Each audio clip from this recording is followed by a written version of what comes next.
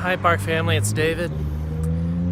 Okay, I'm walking back to the greenhouse tonight to call it a night, and this thought came to my mind that I should try to put down a formula for a formula for David's Park and David City, which can help promote belief. And so here's the formula for David's Park and David City. We need to become unbelievers.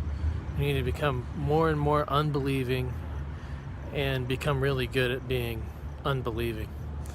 And so we need to not expect miracles, not expect marvels, not expect any wonders.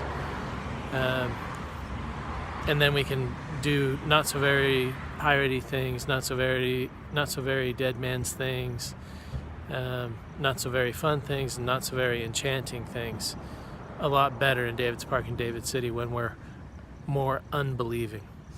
And then the other formula has to do with creating opportunities for peace.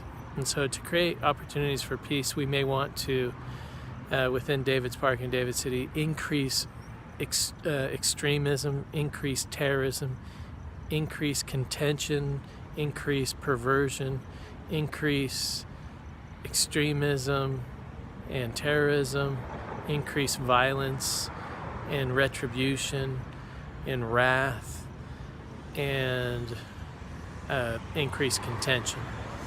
And so if we increase all those things in like inexpressible extremes, that may increase, or that may create opportunities for peace in David's Park and David City. And so we have to kind of contemplate on those types of extremes in one direction or another, and then put the doctrine to test. Try it on your kids, practice on your kids, practice on your friends and family, and practice wherever you are, at work or at school or at play.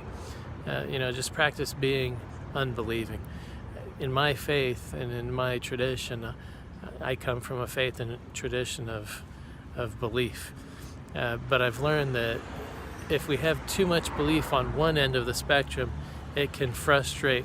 If we have too much belief, it can kind of create a spirit of frustration or disbelief in our children. So sometimes we have to go in the direction of unbelief and become unbelieving as parents. And then as we foster that mentality and that reality within ourselves, it may just stimulate belief in our children and in the rising generations. So we may need to become better unbelievers and less believing as we get older in David's Park and in David City. So anyhow, I just want to get some of those thoughts on record here tonight for the formula for creating believers, and I will talk to you guys later. All right, good night. Good morning, Park family. It's David.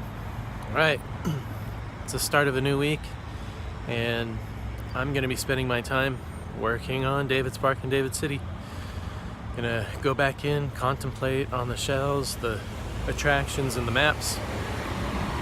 Just kind of look at the same things I do more or less every day. I'm gonna try to refine the shells and the maps and the attractions.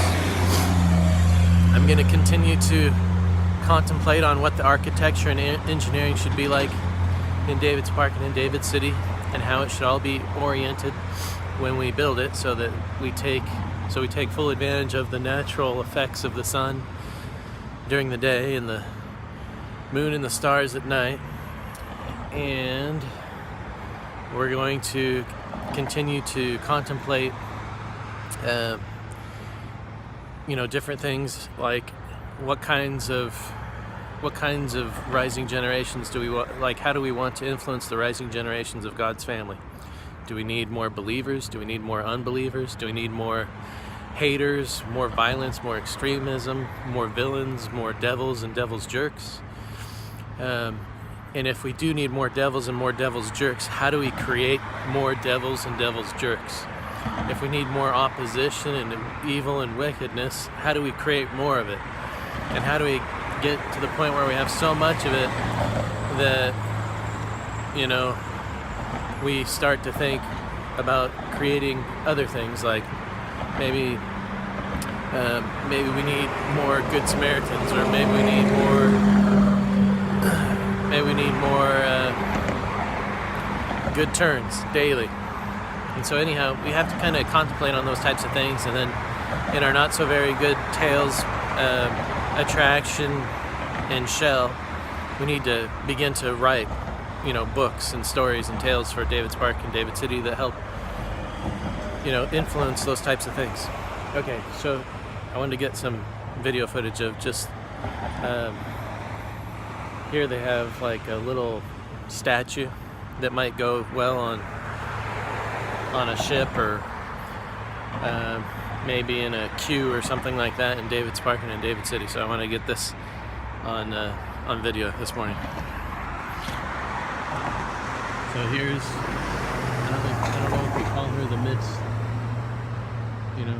Miss statue of Chino, but there she is. And this is just off of D Street in Central. And so anyhow, thought I'd just get that on video this morning, and I will talk to you guys again real soon. All right, bye. Good morning, Park family. It's David. Recently, I've been contemplating on how to communicate certain laws that exist in David's Park and that also exist in America. And so I'll call them the law of numbers. And I'm going to start to just apply numbers to some of the things that I do for David's Park and David City to help explain certain spiritual and temporal realities. And so, like, for example, I might use the pound sign and then put 52, the number 5252 when we're at war with the devil and the devil's jerks and evil. I may put the pound sign in 5555 to help us, better understand why we would be interested in conquering a devil or a devil's jerk or evil. We might use the pound sign in 5757 to demonstrate how we even up the score with the devil and a devil's jerk or evil.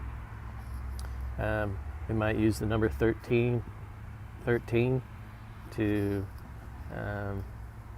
communicate bad luck or the bad fortune that's in store for the devil and the devil's jerks and evil. And so anyhow, we can use numbers from 0 all the way up on into infinity to help us communicate spiritual and temporal realities in David's Park and David City. And so I call that the law of numbers. It's been around since the beginning of time. And we'll go ahead and begin to start to use the law of numbers to help us communicate certain spiritual and temporal truths and realities in David's Park and David City that are absolutely and entirely interconnected with the laws of America. So now I just want to get that on record, and I will talk to you guys later. All right, bye. Good morning, Park family. It's David. Okay, one more thought as far as it comes to the law, applying the law of numbers to David's Park and David City.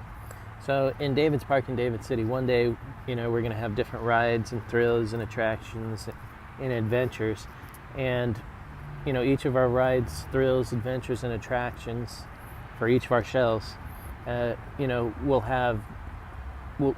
we'll perhaps have numbers on them. So, we may ascribe a number to, a boat or, a car or a coffin or a log or a train or whatever it is that we have as far as our attractions are concerned.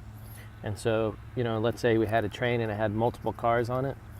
Each one of those cars might have a number in which passengers, might see when they're on the ride or on the thrill, and that those numbers will help communicate certain things and will help train and teach spiritual and temporal truths and realities that exist here in America, and can help the rising generations to learn and to grow in faith with the help of the law of numbers. And so some of our, so for example, if we had a boat, we could put a number on it like 5252, or we could pound 5252, or pound 5454, or pound 5555, or pound 5757. And these types of numbers will help communicate not only our warfare with the devil and evil and the devil's jerks, but also help us understand that there's purpose for our spiritual and temporal development, that it directly involves our warfare of faith, and sometimes physical warfare with the devil and the devil's jerks and evil. And so anyhow, so part of the trick and part of the joy of life in David's Park and in David City is to stay in the boat and to hold on and to buckle up and keep your hands and feet inside the vehicle at all times. So anyhow, wanted to get those thoughts down here, and I will talk to you guys later. All right, bye. Good morning, Park family. It's David again. Okay, this is the final thought on the law of numbers as it applies to the different things in David's Park and David City. So if we have a pound 0000, or a pound 5252, or a pound 5353, or a pound 5454, or a pound 5555, or a pound 65656, or a pound 5757, or a pound 5858, or a pound 5959, or a pound 1313, or a pound 9999. Each of these numbers apply to our warfare with the devil, the devil's jerks, and evil. And the trick in David's Park and David City is to stay in the boat and to hold on. And just plan to hold on and buckle up and stay buckled up for your whole life. And so anyhow, that's the final thought on that this morning, and I will talk to you guys again later. Good morning, Park family and friends. It's David again. Again, one more thought on applying the law of numbers in David's Park and in David City is this. We should strive to apply the law of numbers better in our warfare with the devil and the devil's jerks and evil, in our songs, in our music, in our dance, in our parades, in our theater, and we should also apply the law of numbers to each of our shells and attractions, whether there be trains or cars or logs or boats or ships. We want to apply the law of numbers to each of those things in David's Park and in David City.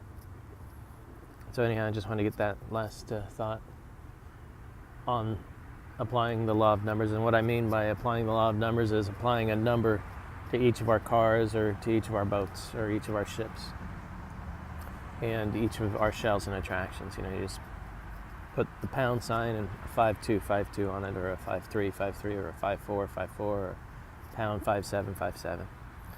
So anyhow, I just wanted to get that last thought on record here this morning, and I'll talk to you guys again real soon. All right, bye.